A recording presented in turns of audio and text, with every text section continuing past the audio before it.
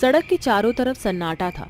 तभी अचानक सड़क के किनारे बर्फ के गोले से भरा अजीबोगरीब ठेला न जाने कहां से आकर रुक जाता है और गोला बेचने वाले चुड़ैल और भूत कहते हैं, गोला ले लो गोला, रंग बिरंगे मीठे मीठे बर्फ के गोले खा लो। लगता नहीं कि यहाँ सुनसान सड़क पर इतनी रात के कोई आएगा। ऐसे तो हमारे बर्फ के गोले बिकने से पहले ही पिघल जाएंगे। कोई ना कोई जरूर आएगा, हमारी मेहनत जाया नहीं जाएगी। चलो आवाज लगाओ, गोला खा लो, ठंडे ठंडे बर्फ के गोले खा लो। मरे हुए दोनों भूत और चुड़ैल गोले का ठेला लगाकर राहगीर के आने का इंतजार कर रहे थे। तभी अचानक एक मोटर बाइक की आवाज सुनकर भूत कहता है, लगता है ग्राहक आ रहा है, चलो जल्दी से रूप बदल लेते हैं। ये कहकर दोनों भूत और चुड़ैल इंसान में बदलकर जोर जोर से आवाज लगाते हुए कहते हैं, सफेद बर्फ से बने मीठे गोल गोल गोले खा लो, रंग बिरंगे बर्फ के बने गोले खा लो। ठेले से आ रही भूतों की आवाज को सुनकर गाड़ी पर सवार वो युवक कहता है, अरे इतनी रात को गोला कौन बेच रहा है? चलो मेरे लिए तो अच्छा ही है, गर्मी भी बहुत हो रही है, गला भी सूखने को हो रहा है। इतना कहकर वैभव उन दोनों के पास आकर गाड़ी को रोकते हुए बोलता है, अरे तुम दोनों इतनी रात के इस सुनसान सड़क पर गोला बेच रहे हो? यहाँ तो कोई मुसाफिर भी नहीं है, फिर इसे खरीदने कौन आएगा? गोला खाने वाले किसी भी वक्त आ ही जाते हैं, अब आपको ही ले लो, आप भी तो आ ही गए। हाँ ये बात तो है।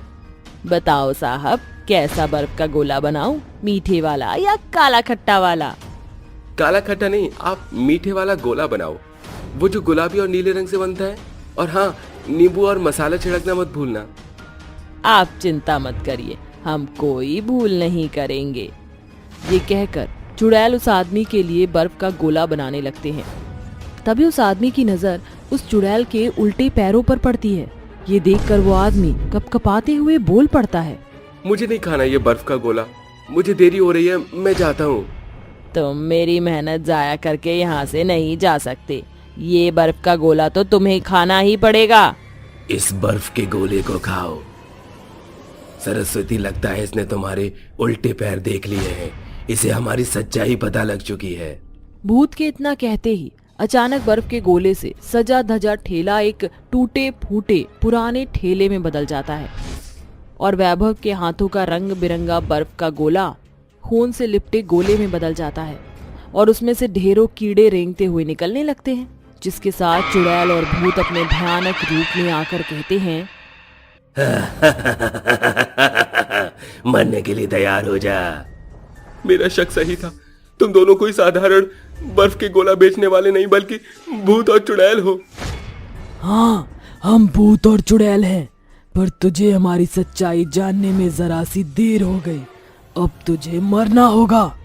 ये बोलकर भूत और चुड़ैल एक साथ मिलकर उस पर बुरी तरह से वार करके उसे मारकर गोले के मशीन में डालकर बर्फ की तरह पीस देते हैं और फिर से अपने गोले के ठेले को लेकर सुनसान सड़क पर आवाज लगाते हुए चल पड़ते हैं, गोला खा लो, ठंडा मीठा रंग बिरंगा गोला खा लो। सरस्वती, वो देखो एक गांव नजर आ रहा है, चलो वहां चलते हैं। इसके बाद चुड़ैल और भूत बर्फ के गोले से भरे ठेले को सजा धजा कर गाँव में कदम रखते हैं और गोला बेचने के लिए जोर शोर से आवाज लगाने लगते हैं। तभी उनकी आवाज रात में जाग रहे एक परिवार के कानों में पड़ती है और वो कहते हैं, माँ, आपने सुना, बाहर गोला बेचने वाला आया है, मुझे गोला खाना है, चलो माँ मेरे लिए गोला खरीद दो। अरे पर रात के 1 बजे बर्फ का गोला कौन बेच रहा है? राजू बेटा रुक जा, मुझे खिड़की से देखने दे। हेमा की नजरें हटने के साथ उसका नासमझ बेटा राजू दरवाजा खोलकर दौड़ते हुए बर्फ के गोले वाले के पास पहुंच जाता है। इसके बाद हेमा भी उसके पीछे दौड़ जाती है और कहती है, हे भगवान, मुझे तो पहले ही लगा था कि कुछ तो गड़बड़ है। अरे ये तो चुड़ैल और भूतों के गोले का ठेला है। तुम दोनों हमारे जाल में फंस गए हो, अब तुम्हें मरना पड़ेगा, पर उससे पहले मैं तुम्हें अपने हाथों के बने ठंडे मीठे सतरंगी गोले का स्वाद चखाऊंगी। ये कहकर चुड़ैल दोनों को खूनी बर्फ का गोला बनाकर देते हुए कहती है, चलो खाकर बताओ कैसा बना है। सुना नहीं तुमने? खाओ इस बर्फ के गोले को, एक भी बूंद पिघल के नीचे नहीं गिरनी चाहिए, वरना तुम दोनों को मारकर मैं तुम्हारे खून से गोले का रंग बनाऊंगी, समझे? देख राजू, तूने क्या कर दिया। अब ये दोनों भूत और चुड़ैल ये भूतिया गोला खिलाकर हमारा गोला बना देंगे। वैसे तरकीब तो अच्छी है। अगली बार से हम बर्फ का गोला नहीं, इंसानों का गोला बनाकर बेचेंगे। क्यों ना शुरुआत इन्हीं दोनों से ही कर दी जाए। माँ, मुझे बहुत डर लग रहा है माँ, बचाओ माँ। ये कहकर भूत और चुड़ैल उन्हें बर्फ के गोले की मशीन में डालकर उनको बेरहमी से पीसकर बर्फ के गोले के आकार में बदल देते हैं। सुबह होने के साथ वो अपने गोले के ठेले के साथ गायब हो जाते हैं। ऐसे ही दोनों हर रात अपने बर्फ के गोले के ठेले के साथ प्रकट होकर लोगों को अपने छलावे में लाकर मौत के घाट उतार दिया करते। एक रात जब वो दोनों अपने भूतिया बर्फ के गोले के ठेले के साथ प्रकट होते हैं तो एक आदमी को सुनसान रास्ते पर घेर कर कहते हैं, गोला खा लो, ठंडा बर्फीला बर्फ का गोला खा लो। अरे मर गया। अरे ये तो बर्फ के गोले बेचने वाले भूत और चुड़ैल हैं।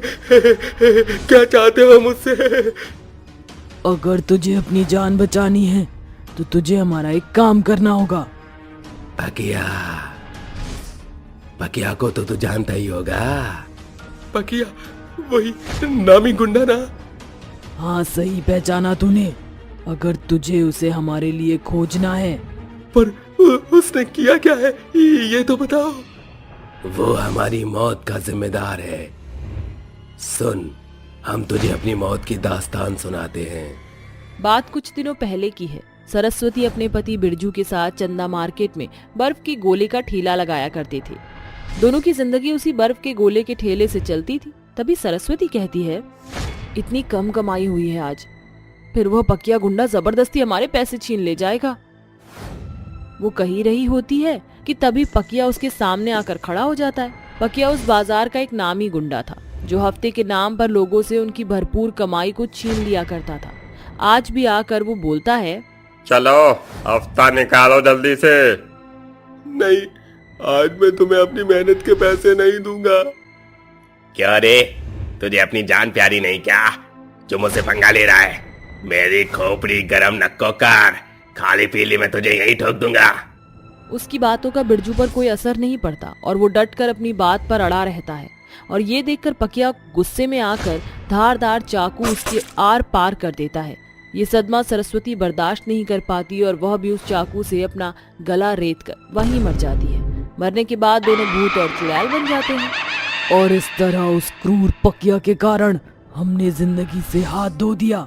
मैं तुम्हें उसके पास लेकर चलता हूँ, लेकिन उसके बदले तुम्हें मेरी जान छोड़नी होगी।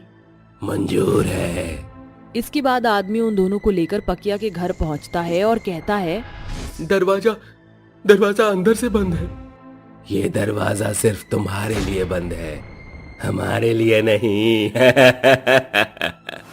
ये कहकर चुड़ैल और भूत दरवाजे के अंदर घुस पकिया के एकदम करीब जाकर कहते हैं, पकिया, पहचाना हमें?